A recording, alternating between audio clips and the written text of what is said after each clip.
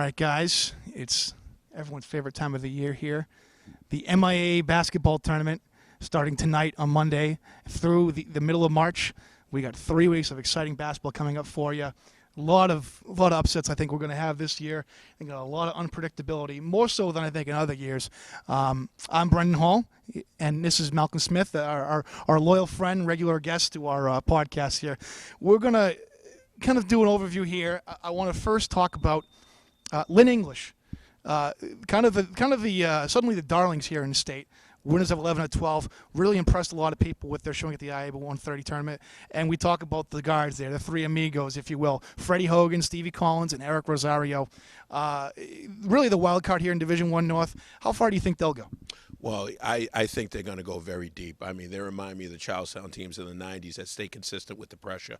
I mean, they're going to pressure for 32 minutes, 94 feet. They're not going to stop. They're going to convert on turnovers. They're going to hit the open three ball, and they're going to keep bringing it to you, bringing it to you, bringing it to you. I think what the advantage they're going to have over other teams is that they're going to stay consistent with the press, whether they're down or whether they're up. And I think they're just going to wear teams out by the end of the game. Division II South, this might be the most unpredictable one. I mean, okay, rock, paper, scissors. Let's go. Rock, paper, scissors. All right? Paper. Okay, I'm going to go with Dorchester. I mean, it's really as simple as that, really, when you think about it. I know there's a couple of favorites here, but really this is anybody's for the taking. Well, I'm going to have to go with Dennis-Yarmouth Dolphins. I mean, winners of 14 straight. They got great athletes down there. They got two kids with big size, 6'6", 6'7". They got a couple of lightning-quick guards down there. They've been playing great ball. Maybe they've been on the hottest streak more than anybody in the state. I'm going to go with the Dolphins at Dennis-Yarmouth. Yeah, I think you got to watch out for a number of teams, though. Dorchester, I think you got to watch out for Sharon. Scituate, obviously, the number one seed. You got to watch out for them. Boston English could make a nice run here. Ernie Chapman, the leading scorer in the Boston City League, as a freshman. That's right. A lot of upsets in potential here. A lot of wild cards, but I do like your Dennis-Yarmouth pick there. I might be more inclined to Dorchester or somebody like that. But let's project maybe one particular breakout star. We named a number of breakout tournament stars in our previews today, but who's the one guy that's going to leave a lasting impression on this tournament? Let's start with you, Malcolm. Well, I'm going to have to go with a sophomore over at New Mission by the name of Randy Glenn. He's a left-handed point guard that started the season out on the JV team, but due to some of the injuries with New Mission, I thought he should have been there from day one. He's been pushed, and he's going to probably start tomorrow night against Reading. Great pick-and-roll guy. He can shoot it, lightning quick, lefty, understands the defensive concepts, understands the offensive concepts.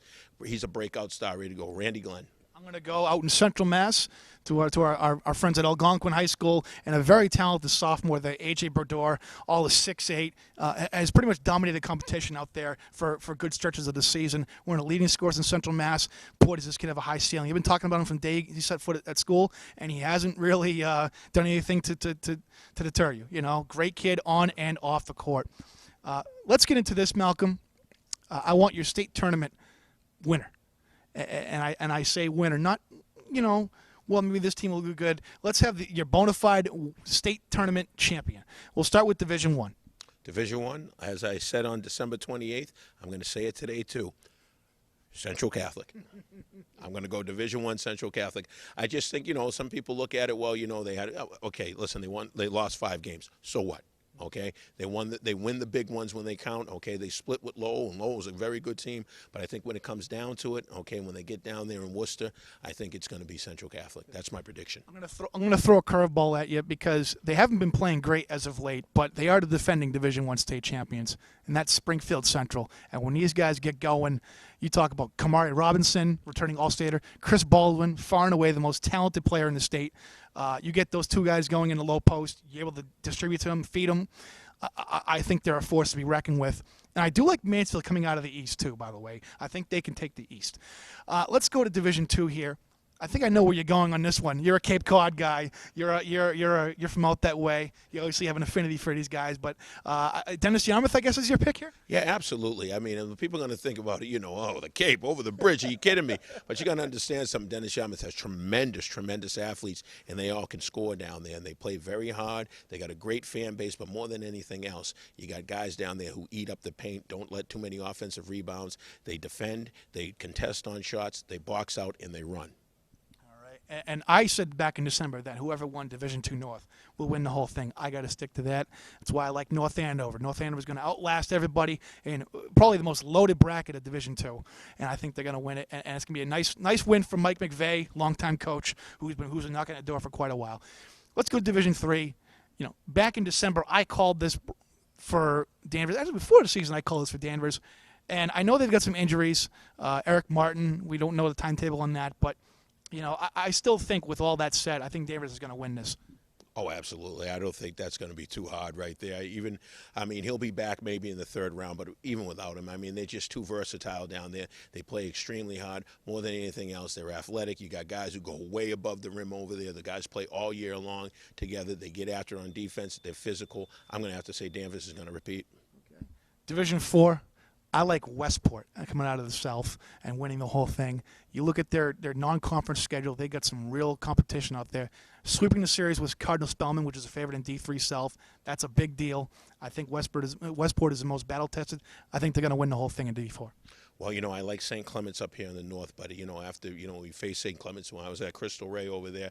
They're very talented, but that Westport team is a team of destiny this year. Steve Burgle's got those guys shooting the three-pointers. They're very, very well coached. They spread the floor very, very good. I'm going to have to go with Westport. Well, there you have it, guys. That's our state tournament predictions. Hold us to it. Our state champions, go ahead. Tell us we're wrong. Tell us we're out of control. Whatever. Hey, it's state tournament time. It won't be the first time. You're absolutely right. But we thank you for tuning in. And if you didn't get our predictions today, they're up on the blog. Be sure to check with us every night during the season. We'll have score updates. We'll have all sorts of notes, observations, everything. It follows through the end of the season, and we're going to be here every night. So be sure to check back with us. But for now, from Malcolm Smith, I'm Brendan Hall signing off. And for more coverage, go to ESPNBoston.com.